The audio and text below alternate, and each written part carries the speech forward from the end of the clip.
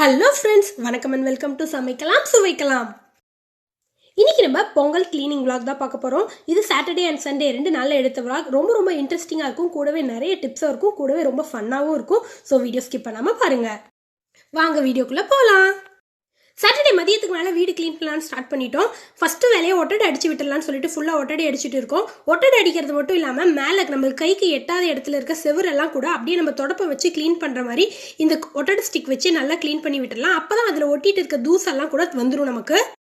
நீங்கள் ஒட்டடை அடிக்கும் போதே மேலே இருக்க டியூப்லைட் அது மாதிரி எலக்ட்ரிக்கல் திங்ஸ் எல்லாம் கொஞ்சம் பொறுமையாக கவனமாக இது மாதிரி ஒட்டடை குச்சியாலே க்ளீன் பண்ணும்போது உங்களுக்கு தனித்தனியாக சேர் போட்டு ஏறி க்ளீன் பண்ணுற வேலை இருக்காது. இது மாதிரி தான் வீடு ஃபுல்லாக நம்ம கைக்கு எட்டாமல் மேலே இருக்க செவரு மொத்தத்தையும் இதே மாதிரி க்ளீன் பண்ணி எடுத்தாச்சு. அடுத்து கீழே டஸ்டிங் வேலை தான் பார்க்க போகிறோம். ஒட்டடை அடித்த கையோடைய கீழே இருக்க பொருட்கள் மேலே இருக்க டஸ்ட்டையும் இது மாதிரி நம்ம டஸ்ட் பண்ணி விடும்போது நமக்கு சீக்கிரமாக வேலை முடிஞ்ச மாதிரி இருக்கும், சலுப்பு இல்லாமல் இருக்கும்.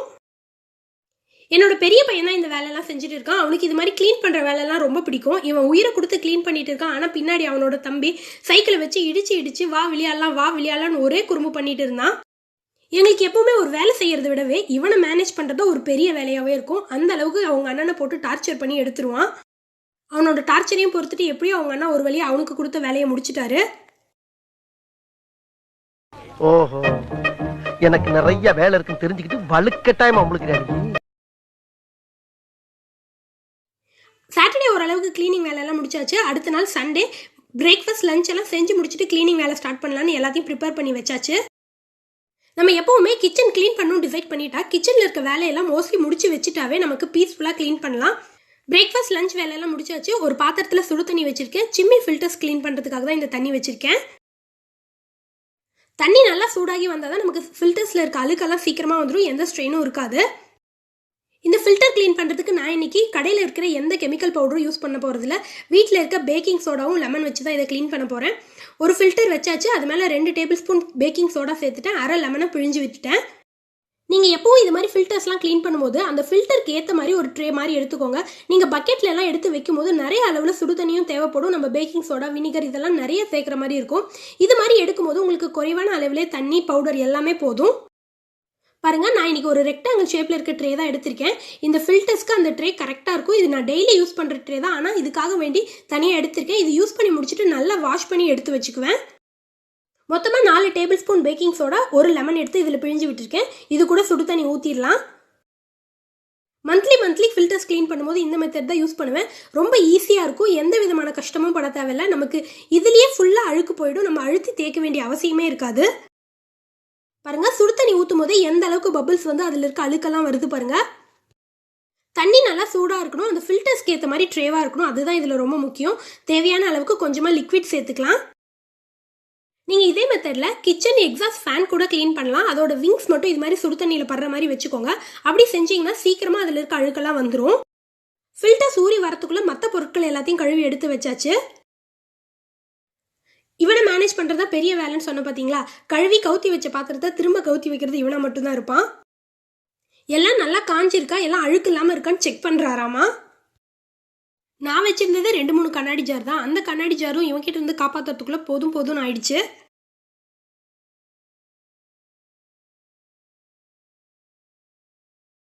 ஃபில்டர் ஊற வச்ச தண்ணி கொஞ்சமாக சூடு ஆறுனதும் அதுலேயே ஆயில் கண்டெய்னர் எல்லாத்தையும் போட்டாச்சு. இது மாதிரி போடும்போது நமக்கு சீக்கிரமாக அழுக்கு வந்துடும். அப்பப்போ நம்ம அடிக்கடி கழுவிட்டு இருக்கனால ரொம்ப அழுக்கு எதுவும் இதில் இல்லை. ஃபஸ்ட்டு இந்த ஆயில் கண்டெய்னர்லாம் வாஷ் பண்ணி எடுத்துட்டேன். இப்போ அடுத்ததான் சிம்மி ஃபில்டர் எடுத்து காமிக்கிறேன் பாருங்கள். இன்னும் வாஷ் பண்ணவே இல்லை. அந்த எலுமிச்சை பழத்தோட தோலையும் இதுலேயே போட்டுட்டேன். பாருங்கள் எந்த அளவுக்கு அழுக்கு இதுலேயே க்ளீனாக வந்திருக்குன்னு. நம்ம இன்னும் தேய்க்கவே இல்லை. இதில் இந்த எலுமிச்சை பழத்தோட தோலை வச்சு ஃபில்டர்ஸை லைட்டாக தேய்ச்சி கொடுத்துக்கலாம். நம்ம மார்க்கெட்டில் விற்கல காஸ்டிக் சோடா அது மாதிரி ஐட்டம்லாம் இந்த சிம்மி க்ளீன் பண்ணுறதுக்காக விற்பாங்க. அது சில பேர் கைகளுக்கு ஒத்துக்காமல் அதில் புண்ணு, அலர்ஜி மாதிரி ஏற்படும். ஆனால் நம்ம வீட்டில் யூஸ் பண்ணுற பொருள் வச்சு செய்கிறனால இதில் அந்த எந்த ப்ராப்ளமும் இல்லை. ஈஸியாக க்ளீனும் ஆகிடும். பாருங்கள், சூப்பராக க்ளீன் ஆகிடுச்சு. ஃபஸ்ட்டு எந்த அளவுக்கு அழுக்கு இருந்தது, இப்போ பாருங்கள் பலன்னு புதுசு மாதிரி மின்னுது. கிச்சன் கண்டெய்னர்லாம் நல்லா காஞ்ச உடனே பசங்களை எடுத்து வைக்க சொன்னேன். மொத்த கண்டெய்னர்ஸும் அவங்க அண்ணா தான் அந்த டப்பில் போட்டு எடுத்து வச்சான். ஆனால் இவன் ஒரே ஒரு சிம்மி ஃபில்டரை தூக்கிட்டு மொத்த வேலையும் அவன் செஞ்ச மாதிரி ஒரு பில்டப் விட்டான் பாருங்களேன். அது முக்கியம் இல்ல, நம்ம எது பண்ணாலும் இந்த உலகம் நம்மள உடனே உத்து பார்க்கணும். இது லாஸ்ட் டைம் நாங்கள் தீபாவளிக்கு பர்ச்சேஸ் பண்ணும்போது துணிக்கடையில் கொடுத்த பேக் ரொம்ப சூப்பராக இருந்துச்சு. வண்டியில் எடுத்துகிட்டு போகும்போது சைலன்சர் பட்டு இது ஓட்டையாயிடுச்சு. இந்த கிழிஞ்சு போன பேக் தான் நம்ம இன்னைக்கு கிச்சன் லைனராக யூஸ் பண்ண போகிறோம். இந்த கரண்டி டம்ளர்லாம் வைக்கிற ட்ரேல கிஃப்ட் ஷீட் தான் நான் ஷெல்ஃப் லைனர் மாதிரி யூஸ் பண்ணிட்டு இருந்தேன். இந்த டம்ளருக்கு மட்டும் மஷ்ரூம் பாக்ஸை கீழே ட்ரே மாதிரி வச்சிருக்கேன். ஏன்னா குழந்தைங்க சில சமயம் ஈரத்தோடைய டம்ளரை கவுத்திடுறாங்க. அதனால இதுக்கு மட்டும் அந்த ட்ரே வச்சிருக்கேன். இது ஃபுல்லாக எடுத்தாச்சு. கார்னர்ஸ்லாம் நல்லா ப்ரஷ் வச்சு நல்லா க்ளீன் பண்ணி எடுத்துட்டு ஈர துணி வச்சு நல்லா ஒரு தடவை தொடச்சி எடுத்துடலாம். அதுக்கப்புறம் நல்லா ட்ரை கிளாத் வச்சு நல்லா தொடச்சி எடுத்துட்டோம், இல்லைன்னா துருப்பிடிச்சிக்கும். லாஸ்ட்டாக இருக்கிற ட்ரேக்கு அடியில் இது மாதிரி ஒரு ஷீட் போட்டுக்கோங்க. அப்போ தான் நம்மளுக்கு தண்ணி சிந்தினா கூட இந்த ஷீட்லேயே இருக்கும், அதை தாண்டி அந்த உட்டில் படாது. இந்த ட்ரேவை கலட்டி க்ளீன் பண்ணலான்னு சொல்கிறாங்க. ஆனால் இது எனக்கு எப்படி கலட்டணும்னு தெரியல. அதனால் அப்படியே க்ளீன் பண்ணிவிட்டேன். ஒரு பழைய பெயிண்ட் ப்ரஷ் வச்சு நல்லா க்ளீன் பண்ணி எடுத்தாச்சு. இது அதுக்கு அடியில் போட்ட ஷீட் பாருங்கள். இந்த ஷீட்டை நான் தூக்கி போட மாட்டேன், வாஷ் பண்ணி திரும்ப யூஸ் பண்ணிப்பேன். ஏன்னா இந்த மாதிரி ஷீட் எங்களுக்கு இப்போ அடிக்கடி கிடைக்கிறது இல்லை. ஒரு பெயிண்ட் ப்ரஷ் வச்சு அந்த ட்ரேவோட ட்ராயர் மாதிரி இருக்கிற இடத்துலலாம் நல்லா டஸ்ட்டெல்லாம் எடுத்து விட்டுடலாம். ஏன்னா அதில் தான் குட்டி குட்டி தூசெல்லாம் இருக்கும். அந்த ஷெல்ஃபுக்கு தகுந்த மாதிரி பழைய கிழிஞ்சு போன பேக்கை கட் பண்ணி எடுத்து இது மாதிரி போட்டு விட்டுட்டேன். பாருங்கள் எந்த அளவுக்கு சூப்பராக இருக்குன்னு. ஃபஸ்ட்டு அந்த கிஃப்ட் ஷீட் போட்டிருந்தேன், அது அந்த அளவுக்கு பார்க்க நல்லா இல்லை. இது ரொம்பவே சூப்பராக இருக்குது, எனக்கே ரொம்ப ரொம்ப பிடிச்சிருக்கு. அரிசி பேக்லாம் கூட சில சமயம் இந்த மாதிரி டிசைனாக வருது. அது மாதிரி பேக்லாம் கூட நீங்கள் இதுக்கு யூஸ் பண்ணிக்கலாம். பாருங்கள் எல்லாத்தையும் அரேஞ்ச் பண்ணிட்டேன். அந்த மஷ்ரூம் ட்ரே ரெண்டையும் கழுவ போட்டிருக்கேன். அதனால் இப்போதைக்கு தனியாக டம்ளர் இதில் வச்சுருக்கேன். கிச்சன் பொருட்கள் எல்லாம் காஞ்சிடுச்சு. அதில் பொருளெல்லாம் இன்னும் எடுத்து வைக்கணும். அதுக்குள்ளே இந்த விண்டோலாம் க்ளீன் பண்ணிடலான்னு அதுக்கு வந்தாச்சு. நாங்கள் 2 டோர் போட்டிருக்கோம். ஒன்று நார்மல் விண்டோ, அதுக்கு மேலே ஒரு நெட்டட் விண்டோ போட்டிருக்கோம். ஏன்னா கொசு தொல்லை அதிகமாக இருக்குது, அதனால் இந்த மாதிரி போட்டிருந்தோம். உங்ககிட்ட ஒரே ஒரு பழைய பெயிண்ட் அடிக்கிற ப்ரஷ் மட்டும் இருந்தால் போதும். நீங்கள் இப்போ இல்லை எப்போ க்ளீன் பண்ணாலும் உங்களுக்கு க்ளீனிங் ரொம்ப கஷ்டமாகவே தெரியாது, ரொம்ப ஈஸியாகிடும். கைவிட முடியாத இடத்துலலாம் கூட இந்த பெயிண்ட் ப்ரஷ் போயிட்டு நல்லா நமக்கு க்ளீன் பண்ணி கொடுக்கும். அந்த எட்ஜஸ்லாம் ரொம்ப ஷார்ப்பாக இருக்கும். அது மாதிரி இடம் கூட க்ளீன் பண்ணுறதுக்கு இந்த பெயிண்ட் ப்ரஷ் ரொம்பவே யூஸ்ஃபுல்லாக இருக்கும். இந்த கம்பியெல்லாம் க்ளீன் பண்ணுறதுக்கு வேஸ்ட்டாக இருக்க ஒரு சாக்ஸ் தான் எடுத்திருக்கேன். இதை அப்படியே கையில் போட்டுட்டேன். கையில் போட்டுட்டு கொஞ்சமாக மட்டும் ஈரம் பண்ணிவிட்டு, நல்லா சொதன்னு இருக்கக்கூடாது, ஓரளவுக்கு ஈரம் இருந்தால் போதும். இதை வச்சு தொடச்சோன்னா போதும், நமக்கு ஈஸியாக ஜன்னல் கம்பியெல்லாம் க்ளீன் ஆகிடும். பாருங்கள் எந்த அளவுக்கு அழுக்கு இருக்கும், ஆனால் நம்ம துடைக்கும் போது ரொம்பவே சூப்பராக க்ளீன் ஆகிடும். நமக்கு துடைக்கிறதுக்கான அழுப்பே தெரியாது. நம்ம நார்மலாக கையில் துணி வச்சு துடைக்கிறத விடவே இந்த சாக்ஸ் போட்டுட்டு துடைக்கும் போது வேலை ஈஸியாக முடியறது மட்டும் இல்லாமல் நல்லா க்ளீனாகவும் முடியுது. நம்ம கை புகாத இடத்துல எல்லாம் கூட இந்த சாக்ஸ் வச்சு நம்மளால நல்லா க்ளீன் பண்ண முடியும். ஃபுல்லாக க்ளீன் பண்ணி முடிச்சுட்டேன். பாருங்கள் எந்த அளவுக்கு அழுக்கு இருக்குன்னு. இந்த மொத்த ஜன்னலையும் துடைக்கிறதுக்கு மேக்ஸிமம் 2 நிமிஷம் தான் எனக்கு ஆச்சு. அடுத்ததாக கையோட ஸ்விட்ச் போர்டு அது மாதிரி இடங்கள்லாம் கூட இந்த மாதிரி பெயிண்ட் ப்ரஷ் வச்சு டஸ்ட் பண்ணி விட்டுடலாம். அந்த சாக்ஸ் வச்சு ஜன்னல் கம்பியெல்லாம் க்ளீன் பண்ணுறதுக்குள்ளே இவர் அந்த பெயிண்ட் ப்ரஷ்ஷை தூக்கிட்டு வந்துட்டு இன்னொரு ஜன்னலை க்ளீன் பண்ணுறேன்னு எடுத்துட்டாரு. அது எட்டவே இல்லை, ஆனால் கூட எட்டி துடைக்கிறான். இவன்கிட்ட இருந்து அந்த ப்ரஷ்ஷை திரும்ப வாங்குறதுக்குள்ள போதும் ஆயிடுச்சு. காலையில என்ன விளையாட்டு காட்டுறாங்க, எப்படி எல்லாம் சோதிக்கிறாங்க, பொழுது விடிய விட மாட்டேங்கிறாங்களே ஐயா. அடுத்ததான் நம்ம வீட்டுக்கு ஒயிட் வாஷ் பண்ண போகிறோம். ஒயிட் வாஷ்னதும் ஃபுல்லாக பண்ண போகிறதில்ல. சின்ன குழந்தைங்க இருக்க வீட்டிலலாம் அவங்களோட கை கெட்டுற வரைக்கும் இருக்கிற செவரு ரொம்பவே அழுக்காயிடும். ஏன்னா அவங்க கை பிடிச்சி கை வச்சு நடக்கிறதுனால அந்த இடமே ரொம்ப அழுக்காயிடும். பாருங்கள் மேலே இருக்க செவருக்கும் அந்த குழந்தை கை வைக்கிற இடத்துக்கும் எந்த அளவுக்கு அழுக்காக இருக்குன்னு. இந்த செவத்தில் நம்ம ரஃபாக தான் பெயிண்ட் அடிக்க போகிறோம். அதனால் ஒரு தடவை ஈர துணி வச்சு தொடச்சி எடுத்துகிட்டு பெயிண்ட் அடிக்க ஸ்டார்ட் பண்ணலாம். எங்ககிட்ட அதே கலர்லேயே பெயிண்ட் இருக்குது, அதனால் நாங்கள் எதுவும் இப்போ புதுசாக வாங்கலை. எப்போவுமே நம்ம பெயிண்ட் பாக்ஸ் வாங்கும் போதே அந்த கலருக்கான நம்பர் எழுதி வாங்கிக்கோங்க. இது போல் நாங்கள் வீட்டுக்கு 3 பக்கம் சாண்டில் கலரும் 1 பக்கம் ஆரஞ்சு கலரும் பெயிண்ட் பண்ணியிருக்கோம். இந்த நம்பர் தான் அந்த பெயிண்ட் கலரோட நம்பர். இந்த நம்பரை கொண்டு போய் நம்ம பெயிண்ட் கடையில் கொடுத்தாவே நமக்கு கரெக்டாக எக்ஸாக்டாக இதே கலர் நமக்கு தந்துடுவாங்க. அதனால் நீங்கள் எப்போவுமே ஒயிட் வாஷ் பண்ணும்போது நம்ம பெயிண்ட் அடிக்கிற கலரோட நம்பர் மறக்காமல் நோட் பண்ணி வச்சுக்கோங்க. நீங்கள் அதே பாக்ஸில் எழுதி வச்சாலும் சரி, இல்லை வேறு எந்த நோட் புக்கில் இல்லை உங்களுக்கு எங்கே மறக்காமல் இருக்குமோ அங்கே எழுதி வச்சுக்கோங்க. அப்போ தான் நமக்கு அடுத்த தடவை பெயிண்ட் கடையில் போய் கேட்கும்போது கலர் மிஸ் மேட்ச் ஆகாமல் அதே கலரில் கிடைக்கும். இந்த லைட் கலர் சாண்டில் கலரில் இருக்க நம்பர் அழிஞ்சிச்சு, அதனால் அதுக்கு மேலேயே சைடில் பார்த்து இதை நான் எழுதி வச்சுக்கிறேன். உங்ககிட்ட ஒரு வேளை இந்த பெயிண்ட் நம்பர் அதெல்லாம் இல்லைன்னா நீங்கள் பெயிண்ட் கடையில் போய் கேட்டாவே கலரை டிஃப்ரெண்ட் கலர்ஸில் இருக்க ஷேட்ஸோட அந்த கலர் ஷீட் தருவாங்க. அதை நம்ம எடுத்துகிட்டு வந்து நம்ம செவுத்தில் மேட்ச் பண்ணி பார்த்து எந்த கலர் செட் ஆகுதோ அந்த கலர் வாங்கி அடிச்சுக்கலாம். அது மாதிரி வாங்கும்போது ஒரு சின்ன பாக்ஸ் ஒரு 50 ரூபாய் அது மாதிரி தான் இருக்கும்னு நினைக்கிறேன், அந்த சின்ன டப்பா. அது மாதிரி வாங்கிட்டீங்கன்னா கூட உங்களுக்கு யூஸ் ஆகும். இந்த பெயிண்ட் வாங்கி ஒரு 2-3 வருஷம் ஆயிடுச்சு, அதனால் கொஞ்சம் கெட்டி ஆயிடுச்சு. இதில் கொஞ்சமாக கெரசின் ஊற்றி மிக்ஸ் பண்ணி அடிச்சுக்கலாம். அப்போ தான் நமக்கு அடிக்கிற ஸ்டேஜுக்கு நல்லா லிக்விட் பதத்தில் வரும். நமக்கு எந்தெந்த இடத்துல தேவையோ அந்த இடத்துலலாம் ஒரு ஈர துணி வச்சு தொடச்சி எடுத்துட்டு அதுக்கப்புறம் இது மாதிரி பெயிண்ட் அடிச்சிக்கலாம். நீங்கள் பெயிண்ட் அடிக்கும் போது மறக்காமல் க்ளவுஸ் இருந்தால் போட்டுக்கோங்க. நான் மறந்துட்டேன், என் கை ஃபுல்லாக அந்த சாண்டில் கலர் பெயிண்ட் தான் ஒட்டி இருந்துச்சு. நம்மளாம் சின்ன பசங்களாக இருக்கும்போது வீடு மொத்தமுமே பொங்கலுக்காக ஒயிட் வாஷ் பண்ணுவோம். ஆனால் இப்போ இருக்க சுச்சுவேஷனில் வீடு மொத்தம் ஒயிட் வாஷ் பண்ணணும்னா லேபர் சார்ஜ், அதுக்கான மெட்டீரியல் சார்ஜ் அப்பப்போ நினச்சாவே தலை சுற்றுது. அதுக்காக இது மாதிரி சின்ன பாக்ஸில் வாங்கி நம்மளுக்கு எப்போ தேவைப்படுதோ அப்போ அடிச்சுக்கலாம். சின்ன பசங்க இருக்க வீட்டில் ஸ்கெட்சு, கிரையான்ஸ் அது மாதிரிலாம் வச்சு செவுத்துல எழுதிடுவாங்க. அப்படி எழுதிட்டாங்கன்னா நம்ம நார்மலாக வீட்டில் யூஸ் பண்ணுற இப்போ டெய்லி நம்மக்கிட்ட இருக்க அந்த ஒரு சானிடைசர், அந்த சானிடைசர் வச்சு நீங்கள் அந்த இடத்துல தொடச்சி எடுத்தாவே போதும். அந்த கிரையான்ஸ் கரை, ஸ்கெட்ச் கரையெல்லாம் கொஞ்சம் கூட இல்லாமல் வந்துடும். படுத்துற நிமிஷம்னால தாங்க முடியலையே, தலைவலிக்குதுடா தலைவலி. அடுத்ததான் நம்ம டோரு, எலக்ட்ரானிக் ஐட்டம்ஸ்லாம் க்ளீன் பண்ணுறதுக்காக இந்த லிக்விட் ரெடி பண்ணியிருக்கேன். இதில் கொஞ்சமாக தண்ணி ஊற்றிட்டு 1 டேபிள் ஸ்பூன் அளவுக்கு பேக்கிங் சோடா, கொஞ்சமாக கம்ஃபர்ட் சேர்த்துருக்கேன். ஏன்னா வாசனைக்காக அது கம்ஃபர்ட் இருக்கட்டும்னு சொல்லி கொஞ்சமாக கம்ஃபர்ட் சேர்த்துருக்கேன். இப்போ இதை நம்ம டோர் மேலெல்லாம் ஸ்ப்ரே பண்ணி க்ளீன் பண்ணிடலாம். நம்ம பக்கெட்டில் தண்ணி வச்சு க்ளீன் பண்ணும்போது விடவே இது மாதிரி ஸ்ப்ரே பண்ணி க்ளீன் பண்ணும்போது ரொம்பவே ஈஸியாக இருக்குது. வேலை சீக்கிரம் முடிஞ்ச மாதிரி இருக்குது. நம்ம டோர் மட்டும் இல்லாமல் அந்த லாக்கெல்லாம் கூட இந்த ஸ்ப்ரே வச்சு நல்லா க்ளீன் பண்ணி எடுத்துடலாம்.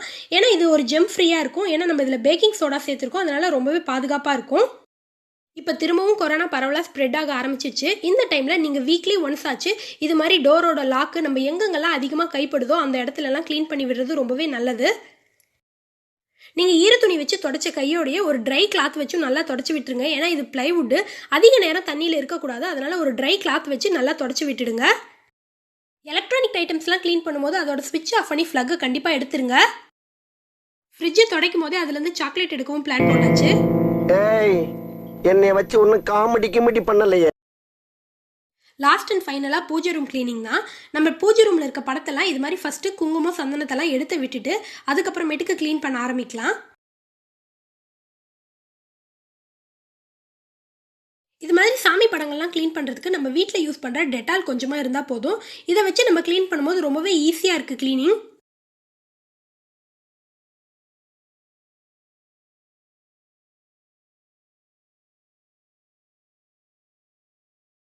எத்தனை சாமி படம் இருக்கோ அதுக்கு தகுந்த மாதிரி டெட்டால் தேவையான அளவு எடுத்துக்கலாம். இந்த டெட்டாலை லைட்டாக ஃபோட்டோ மேலே அப்ளை பண்ணிவிட்டு ஒரு ட்ரை கிளாத் வச்சு தொடச்சி எடுத்துடலாம். க்ளீனிங் ஸ்டார்ட் பண்ணும்போதே பழைய வேஸ்டான துணி ஒரு 5-6 எடுத்து வச்சுக்கோங்க. அது மாதிரி எடுத்து வச்சு மற்ற பொருட்களுக்கெல்லாம் தனியாகவும் பூஜை சாமானுக்கு தனியாகவும் யூஸ் பண்ணிக்கலாம். நான் இன்னைக்கு ஒரு பழைய ரேஷன் சாரியிலேருந்து ஒரு புது துணி தான் கட் பண்ணி எடுத்திருக்கேன் பூஜை சாமானுக்கு மட்டும். மீதியெல்லாம் யூஸ் பண்ண துணி தான். லாஸ்ட்டாக விபூதி போட்டு கொஞ்சமாக நல்லா க்ளீன் பண்ணி எடுத்துடலாம்.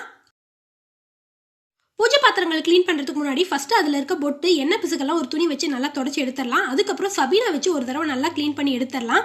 வெள்ளி பாத்திரங்களுக்கு சபீனா மட்டுமே போதும், அது ரொம்பவே பளபளப்பாக்கிடும் வெள்ளி பாத்திரங்களை. பூஜை பாத்திரங்களுக்கு மட்டும் தனியாக ஒரு டூத் ப்ரஷ், யூஸ் பண்ணாத டூத் ப்ரஷ் வச்சு அதோட இடுக்குகள்லாம் நல்லா தேய்ச்சி எடுத்துக்கலாம். அப்படி பண்ணும்போது நமக்கு பூஜை பாத்திரங்கள் இன்னும் பளபளப்பாகும். பித்தளை பாத்திரங்கள் க்ளீன் பண்ணுறதுக்கு 1 டேபிள் ஸ்பூன் அளவுக்கு புளி பேஸ்ட் எடுத்திருக்கேன். இது கூட 2 டேபிள் ஸ்பூன் உப்பு சேர்த்துக்கலாம். இது கூட பாதி எலுமிச்சை பழம் மட்டும் புளிஞ்சிக்கலாம். இந்த 3 பொருட்களே போதும் நம்ம பூஜை பாத்திரங்கள் பளபளன்னு ஆகிறதுக்கு. இந்த உருளியில் எப்பவுமே தண்ணி இருக்கிறதுனால அதோட அடிப்பகுதி மட்டும் எப்பவுமே கருப்பாக இருக்கும். அதனால நான் இன்னைக்கு இதுலேயே புளி பேஸ்ட்டு, உப்பு, எலுமிச்சை பழம்லாம் எடுத்துக்கிட்டேன். இது மாதிரி செய்யும் போது நம்ம தனியாக இதுக்காக ரொம்ப ஸ்ட்ரெயின் பண்ணி தேய்க்க தேவையில்லை. இது மாதிரி கிளீனிங் ஒர்க்லாம் செய்யும் போது சின்ன சின்ன விஷயங்களை நம்ம இது மாதிரி யோசிச்சு செய்யும் போது வேலை ரொம்பவே ஈஸியாக முடியும். நமக்கு ரொம்ப கஷ்டம் இல்லாத மாதிரி இருக்கும். இந்த 3 பொருட்களே போதும் மொத்த பூஜை சாமானமும் பளபளன்னு மின்றதுக்கு. நம்ம தான் இப்பெல்லாம் ரொம்ப ஸ்ட்ரெயின் பண்ணாமல் தேய்க்கிறதுக்காக பீத்தாம்பரி அது மாதிரி கெமிக்கல் ப்ராடக்ட்லாம் வாங்குகிறோம். நம்ம அம்மாக்கெல்லாம் மோஸ்ட்லி இந்த லிக்விட் மாதிரி தான் யூஸ் பண்ணிப்பாங்க. வீட்டில் இருக்க பொருட்கள் வச்சு எப்படி வீட்டில் இருக்க பொருட்களை பளபளன்னு ஆக்கிறது தான் யோசிப்பாங்க. இதுக்காக தனியில் எந்த பொருளும் கடையில் தனியாக வாங்க மாட்டாங்க. எங்க பாட்டிலாம் செம்பு பாத்திரங்களை செம்மண் வச்சு தேய்ச்சி கூட பார்த்துருக்கேன்.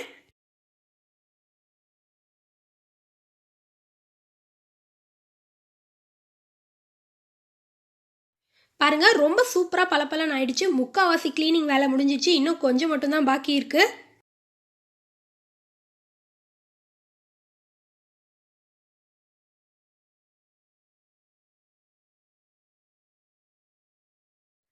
ஒரு வழியா பூஜை பாத்திரங்களை மொத்தமும் முடிச்சாச்சு. அடுத்ததான் இன்னும் ரொம்பவே முக்கியமான வேலை இருக்கு. அடுத்ததான் நம்ம யூஸ் பண்ண டோர் மேட், பெட்ஷீட், அப்புறம் பில்லோ கவர்ஸ் அதெல்லாம் தான். நம்ம வீட்டில் எத்தனை டோர் மேட் யூஸ் பண்ணுறோமோ அத்தனை டோர் மேட்டையும் க்ளீன் பண்ணி முடிச்சதுக்கப்புறம் கண்டிப்பாக வாஷ் பண்ணிவிடுங்க. கிச்சனில் யூஸ் பண்ணுற அந்த ஷீட்டையும் கையோட வாஷ் பண்ணி எடுத்து வச்சுட்டேன். இந்த பெட்ஷீட் டோர் மேட்ஸ்லாம் ஊற வச்ச நேரத்திலேயே வீடும் மாப் பண்ணி முடிச்சாச்சு. அவ்வளோதான், நம்மளோட க்ளீனிங் ஒர்க் ஃபுல்லாக முடிஞ்சிடுச்சு. இப்போ இந்த வீடியோவில் பார்த்து இந்த சின்ன சின்ன டிப்ஸ் கண்டிப்பாக உங்களுக்கு யூஸ்ஃபுல்லாக இருந்திருக்கும்னு நினைக்கிறேன். அப்படி யூஸ்ஃபுல்லாக இருந்துச்சுன்னா ஒரு லைக் பண்ணுங்கள். ரொம்ப யூஸ்ஃபுல்லாக இருந்துச்சுன்னு நினச்சிங்கன்னா உங்கள் ஃப்ரெண்ட்ஸ் அண்ட் ஃபேமிலிக்கும் ஷேர் பண்ணுங்கள். இதே மாதிரி நிறைய வீடியோஸ் பார்க்க நம்ம சேனலை மறக்காமல் சப்ஸ்கிரைப் பண்ணுங்கள். தேங்க்ஸ் ஃபார் வாட்சிங்.